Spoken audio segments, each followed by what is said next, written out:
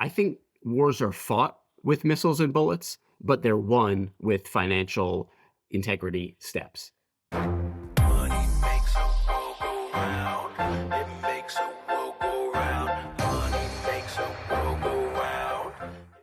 We've seen full-scale strikes on Iran, the death of the supreme leader, counter-strikes across the region, global supply lanes in crisis, and spiraling oil prices.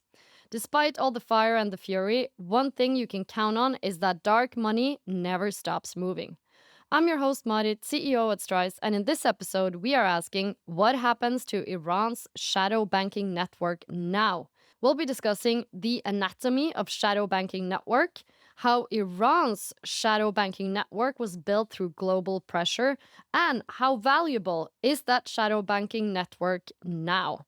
To dive into this topic, I am joined from Washington, D.C. by Josh Birenbaum, Deputy Director of the Center on Economic and Financial Power, Foundation for Defense of Democracies. Welcome to the Laundry, Josh. Great to have you here. Great to be here. Thanks for having me. And in one sentence, how would you describe the Foundations for Defense of Democracies and your role there? Fantastic. FDD is a fiercely independent and nonpartisan think tank formed after 9/11 to go after the adversaries of democracy. And my role is to think about the ways in which economic power can be used against illicit finance, corruption, terrorists, and the adversarial countries that are seeking to constrain us. Thanks for that. Seems like you are the right man to be discussing the anatomy of Iran's shadow banking network. And personally, I'm actually really excited to learn more about this because my knowledge, if I'm being honest, is a bit limited myself.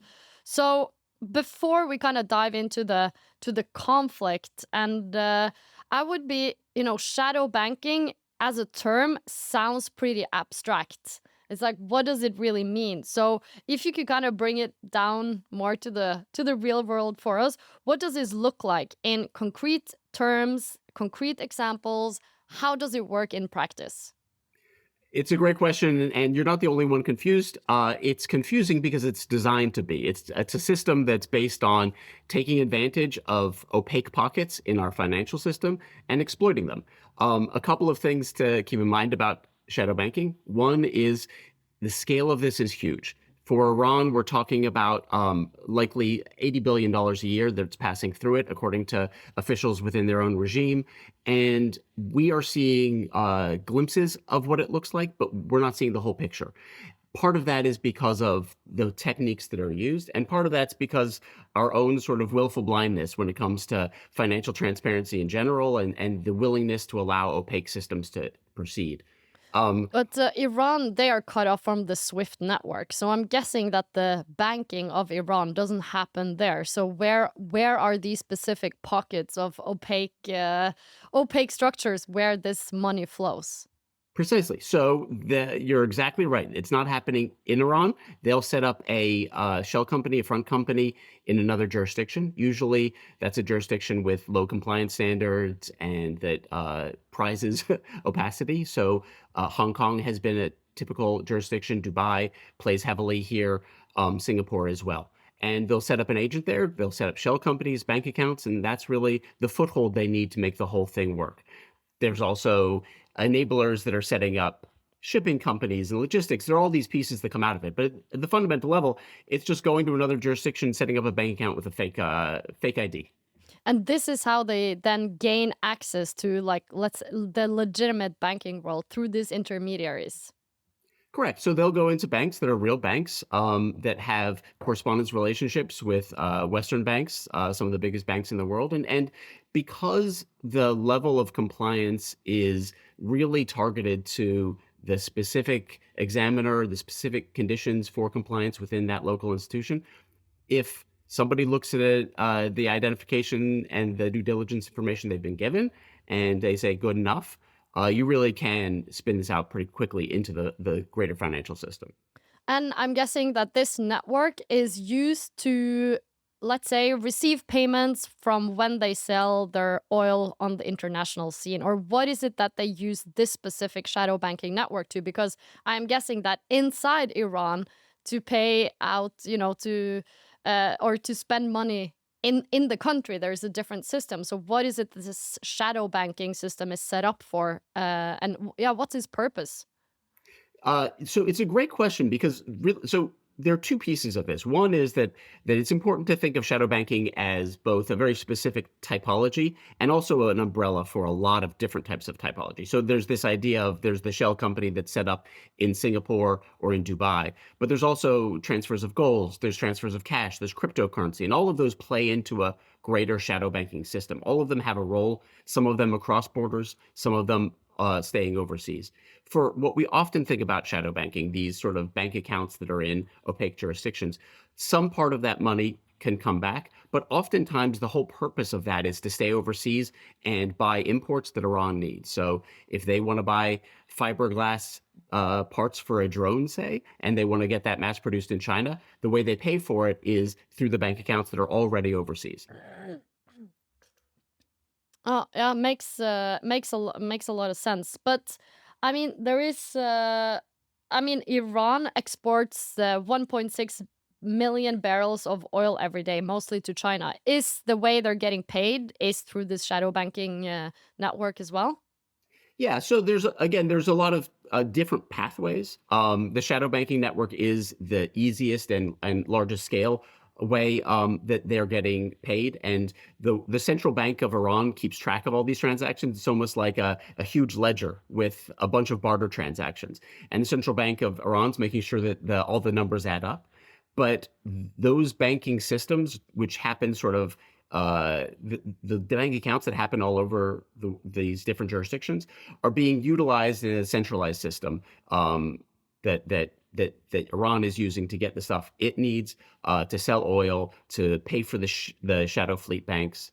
Excuse me. To pay for the shadow fleet vessels to move the oil. All of this needs to get paid for, and the shadow banks are a key piece of that. And uh, Iran are under heavy sanctions. And in 2025, the Office of Foreign Assets Control, OFAC, sanctioned more than 875 people, vessels, aircraft as a campaign to kind of target this shadow banking network, money laundering, sanctions, evasions. But does these efforts really work? Or is the shadow banking network now so strong that it doesn't really matter? Well, there are two pieces of the shadow banking network that really matter in terms of how to answer that question. One is that sanctions increase the profit that the players make. The more laws that you have to circumvent, the more difficult regulations you need to work around, the fewer people that can do it, the higher the profit, and it draws more players into the game. So there's a way in which sanctions actually drive some of this, in the same way that drug laws can drive the profit margins that drug cartels get. That push doesn't necessarily solve the problem when we're dealing with a system that's built on shady people making huge profits. The other piece of this is that a network isn't necessarily a fixed thing. I think of it the way that if you think about the financial system as a cocktail party, the network is the name tag that you wear. And if you just are saying, okay, we're going to take sanctions and rip up this name tags are kind of unlimited, especially if you live next to an office supply store. You can have as many name tags as you want. So if you sanction an entity that's a shell company that's designed to go up and down and be replaced, you're not really making progress. What you need to do is find the things that are finite, that there are only some of. How do you kick the people out of the party rather than just tear up the name tag? And that difference is really tricky to do. And we can go into depth and examples and Yeah, how it do you would have work. any examples of like where a sanction is like highly ineffective? It's like ripping up a name tag versus that you were able to kind of remove that specific person who wore the name tag.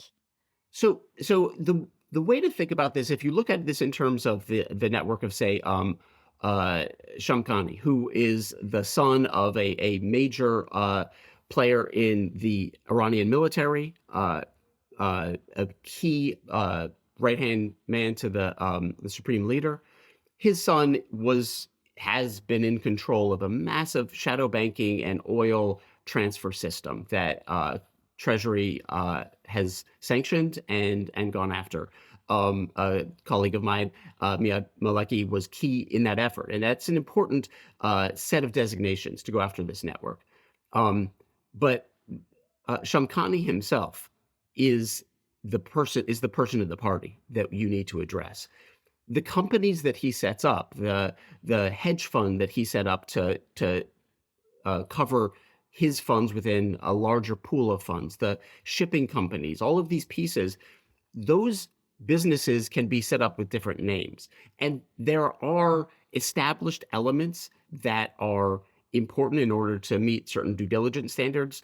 The longer lasting a company is, the more verifiable it is. But in jurisdictions that don't care about the level of due diligence, that are not using high compliance standards, that stuff doesn't really matter. And so that's precisely why the opacity in this system is the problem. And to really kick people out of the party, you need to address opacity rather than just do sanctions as a reactive tool. Yeah, so kind of make sure that you start enforcing the same kind of compliance standards around this jurisdiction instead of sanctioning him as an individual, because he could just go to the next jurisdiction, set up a new set of companies, and just continue with the operation. Is that kind of what you're saying? Precisely, and he never put his name on any of the companies anyways. So if you need to attack him, what you need to attack is his capacity to make linkages to fake companies. If you go after the fake companies, then you're just tearing up the name tags. All right, so I will ask. I wouldn't say it's a controversial question, but this is just from my European perspective, living in a jurisdiction where ownership is completely open, and you can look up any company, you can see whoever owns it, and if you're a Norwegian, you can actually log into a database and check someone's net worth. It's actually public information. They will get notified that you check though, but you can't. I can look up any person in Norway, see their salary and net worth. Anyways, that's of course maybe taking it to the extreme. But if you have OFAC, a US organization or entity that is sanctioning Iran's shadow banking, and the kind of way going forward is to try to get more transparency on due diligence in opaque jurisdictions, don't you think it's kind of weird that US in itself is not a very transparent jurisdiction? It's kind of like a, yeah, you know? It's an exceptional point. It's exactly right. The way I describe it is I work at a center for economic and financial power. If we're talking about the tools of economic power, there's no tool that is underutilized more than transparency. Transparency is often thought about as a shield of democracy. I think of transparency as a sword. It is a weapon against a system that is opaque by design, and that system protects drug cartels, it protects the terrorists, it protects the adversarial countries. To go after those countries, you need to have a true and powerful sense of transparency. And so the ways in which we weaponize transparency is critically important. And the US is absolutely falling down here, not only with respect to financial transparency, but beneficial ownership and company ownership. There's no jurisdiction in the world that's easier to have a secret company than in America. So Do you think Iran has a lot of shadow banking going on inside the US? I think that Iran would take advantage of US tools whenever it thought it could and would and should. So I think that it doesn't need to right now, but there's no question that there are linkages to US companies. There was a recent report by the Treasury Department looking at how Iran's shadow banking network works. And while these three jurisdictions, Dubai, Hong Kong, and Singapore, were the most prominent, there was absolutely linkages to the U.S. financial system, U.S. Companies and organizations, UK companies, Swiss entities. So the financial system has a lot of pockets of shadows. Many of those are in Western countries, and we need to take acknowledge that and take advantage of it to strike back at our adversaries. Yeah, well, coming from a country with a lot of transparency on ownership, I completely agree that we should kind of fight this pockets of shadow banking, and the dirty money with transparency. I agree. Just another question related to this shadow banking network. Of course, as we've said, the shadow banking network also happens within the legitimate banking system through shell companies and various fronts. But of course, crypto has become also one of the more favored places to run this shadow banking network.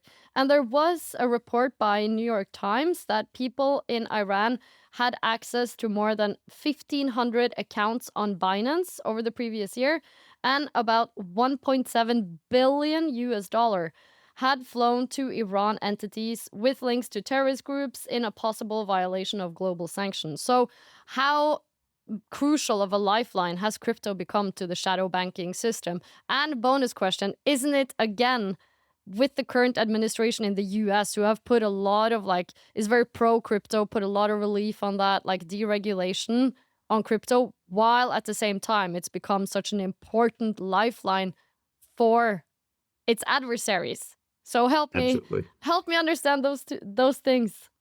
So I have probably 7 things I can say about crypto that I think are relevant for this conversation. So I'm going to try to stay limited here.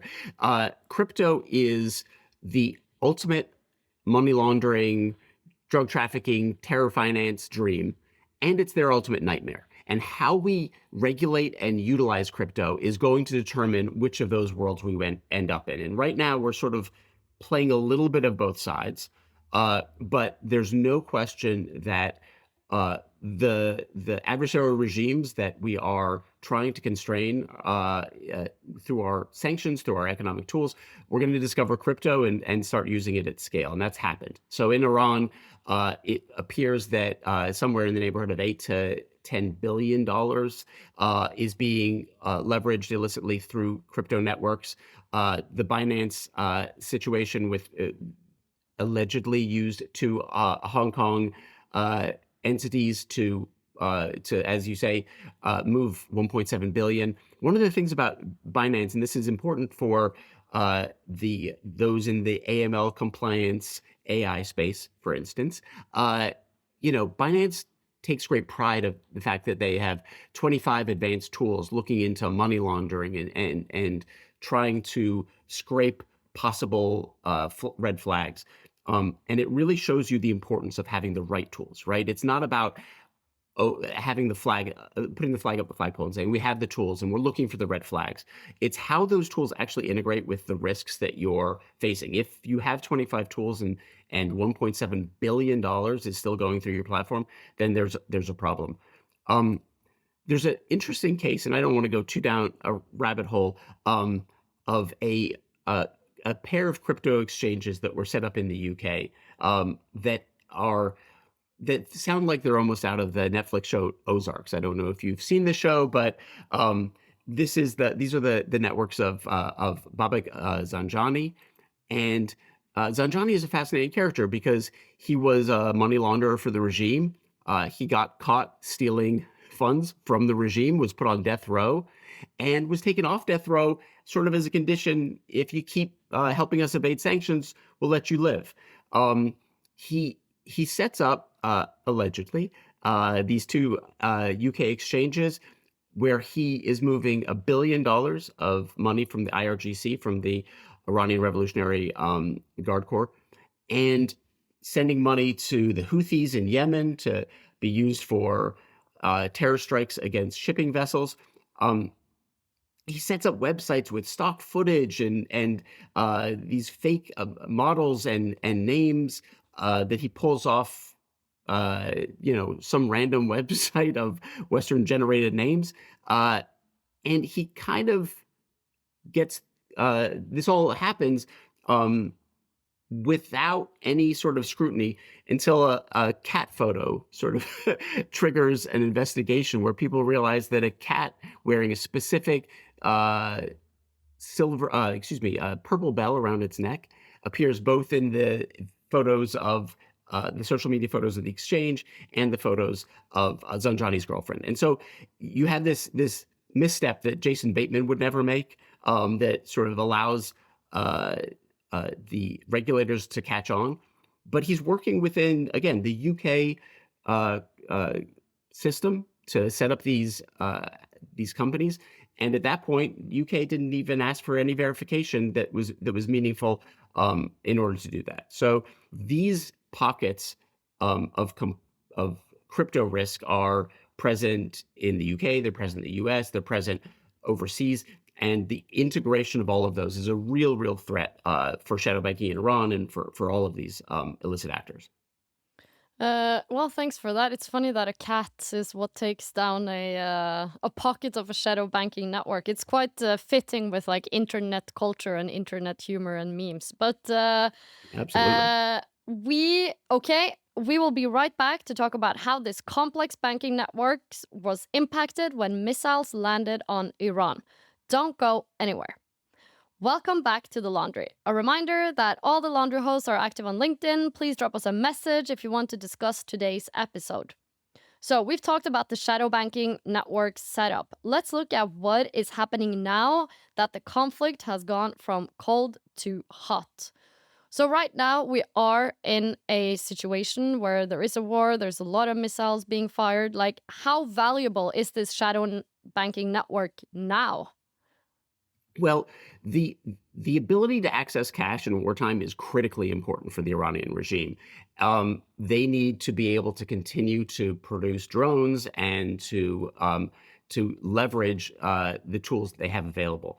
That being said, like the rest of the players in the Gulf, they're not sending oil overseas right now. The Straits of Hormuz are closed for them as well. So some elements of the shadow banking network don't play in, but that's where all these other typologies of banking risk play in. So what sort of gold reserves they've maintained, the role of crypto, the pathway that they might utilize for barter transactions. What do they have on their bank accounts in these overseas banks? All of that stuff matters a tremendous amount. And how much will Iran rely on, Russia, China, and others to help with the movement of money and trade in a time like this? So you're referring to a number of countries, all of which who have a vested interest in having an alternative system to the U.S. dollar-led system.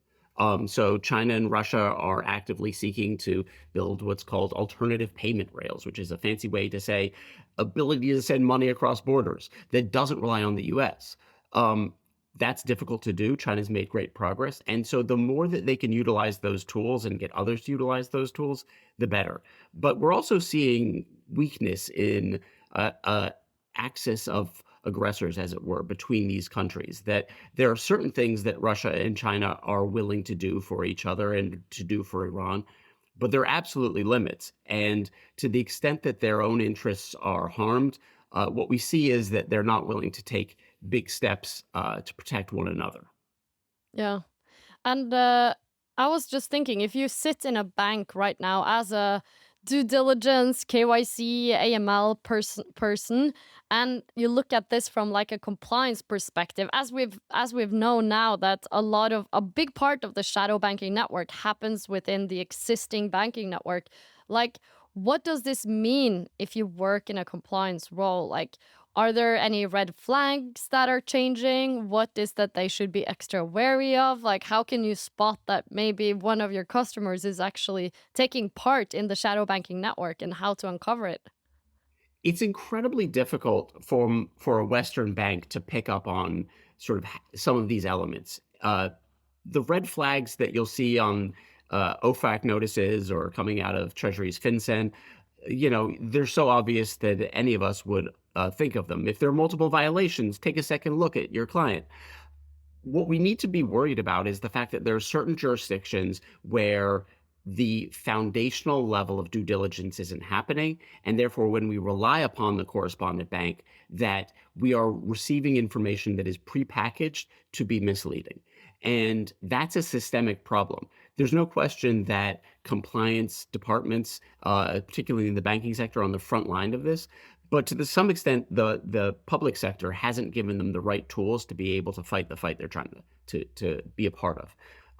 So we need to be able to put pressure on those jurisdictions to do better compliance or to be listed as jurisdictions of primary money laundering concern. And the willingness for the U.S. government, for other actors to play tough, really the rubber meets the road when you talk about, are you willing to go after Hong Kong? Are you willing to go after Singapore and Dubai? That's tougher talk than just shooting missiles off a ship that's floating in the Gulf. In some ways, do you think then warfare has become, I mean, it's quite complex then when you, okay, it's the battle is fought with missiles and drones, but there's also a battle fought within the financial system. And also, shouldn't you be able to kind of say, okay, if I'm willing to shoot these missiles, then I should also be willing to cut off the funding for it. That means going after Hong Kong or Singapore from a financial perspective. Or how do you kind of think about these two things? Because we're doing one, but not the other. I think wars are fought with missiles and bullets, but they're won with financial integrity steps. If you're going to stop adversarial actors, you need to go after their source of money. And that's true for countries. It's also true for, the non-state actors. So the US, the Trump administration has made great strides in going after the drug cartels with respect to designating them as a terrorist organization. But if you take the handcuffs off your law enforcement officers and say, go to it, and then you put a blindfold on them, you're not going to be able to make progress. And that's to some extent what we've done. We need to be able to go after the shadowy pockets of opacity in our financial system. How do we uncover the financial secrecy of the bad actors? That's where wars are won and lost. But UAE being a U.S. ally, and now they are part of this, and also they have been hit with an incredible number of missiles. Do you think their attitude towards, you mentioned Dubai as a jurisdiction that has been used by the Iranian shadow banking? Do you think they will kind of change their mind and start also then fighting the Iranians through the financial system? Like, how would that impact it?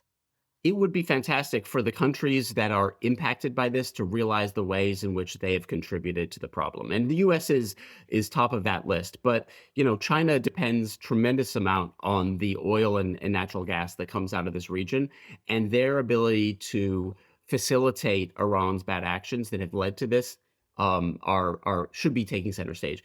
UAE is another player that we hope will be aware of the way in which their complicity in a banking sense to what Iran has been able to do has been part of the danger that they are now facing themselves. If we can get them to come on board with that process, that would be a huge step forward. That being said, it's also how UAE makes a lot of money. Their banking sector is really, really important. The players there have tremendous power within their political system, and therefore you're asking a political system to control the profit making of the private sector and their ability to generate funds. That's a hard thing to do. It's a hard thing to do in a small country like UAE. It's a really hard thing to do in a big country like the US. Yeah, I guess it is. I think also, yeah, it's quite impossible to maybe ask the US to start being transparent on ownership and have a transparent UBO registers and so forth. So yeah, I get that that might be a hard ask. But we are nearing the end of the show. But a final question. What does the future of Iran's shadow banking look like to you? Does it fragment? Does it evolve? Or does it go even deeper underground? I think the question is, what does shadow banking look like for us all? Let me say that again. The real question is, what does shadow banking look like for all of us? Shadow banking is really a defect in our global financial system, a failure to take opacity and secrecy seriously. And as long as we allow that to happen, countries like Iran will always be able to use shadow, opaque financial tools against us. Before we end this episode, I'm going to dish out some quick fire questions for you. Are you ready? I am. Okay. How much does warfare impact the movement of money? It impacts it a lot. It impacts the ability to physically move money. It impacts the number of eyes on the banking sector. But more than anything, it impacts the profits that can be made. What's the most valuable asset in a shadow banking network? Absolutely, it's secrecy. If you can move money opaquely and quietly, then that's how the whole system holds together. Can a shadow banking network ever truly be shut down? You can't shut down a network because a network is just whack-a-mole series of fake companies. But you can shut down people behind it, and you can shut down the pockets of opacity that protect those people. And finally, why does the movement of money from Iran matter in the real world? Iran shows us the ways in which a secret financial system that we have bought is effortlessly weaponized against us by adversarial regimes, by terror groups, by drug cartels, and by dictators that are driving global chaos for their own corruption. That brings this spin of the laundry to an end. Josh, thank you so much for joining me. If people want to find and connect with you, where should they go and look?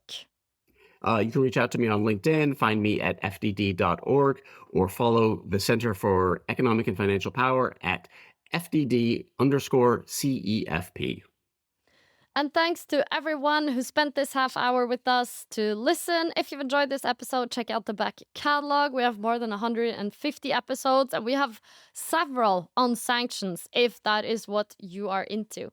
Please share the podcast on your social media channels, share it with a compliance colleague, maybe give us a 5-star rating. It really helps people to find us. And if you got something you want to share with us, comment on the Strise LinkedIn, my LinkedIn, or email us at laundry@strise.ai.